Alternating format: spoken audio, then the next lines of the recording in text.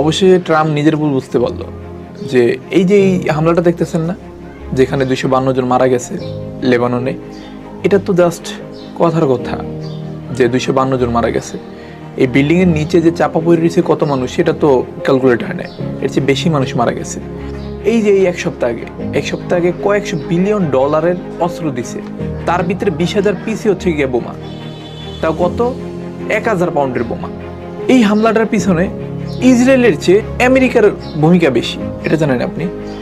America একটা জিনিস calculate করছে যে এই হামলার পিছনে যদি ও এক্স্যাক্টলি জড়িত থাকে, অলরেডি ইউরোপের, এই যে এই নিউজটা দেখেন, অলরেডি ইউরোপের অনেক দেশ ওর প্রতি থেকে আস্থা হারাই ফেলাইছে, তাহলে অনেক বড়সড় ক্ষতি হয়ে যাবে।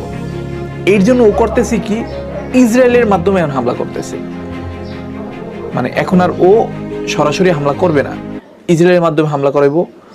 আবার এই পাশে আপনার মিডল ইস্টের কান্ট্রি থেকে, সংযুক্ত আরব আমিরাত থেকে হামলা করছে তেলের শোধনাগারে, এগুলো দিয়ে হামলা করাইবো। ও সরাসরি ইনভলভ হইব না। মানে ওয়ান কাইন্ড অফ ওই যে আমাদের দেশে যে বড় ভাইরা আছে না, যে আমগো পাঠাইতো যে তুই যাই মার, আমি বিচার করব, মানে এক্স্যাক্টলি এইরকমের এখন ওর অবদান চলতেছে। জাস্ট কিচ্ছু বলার নাই।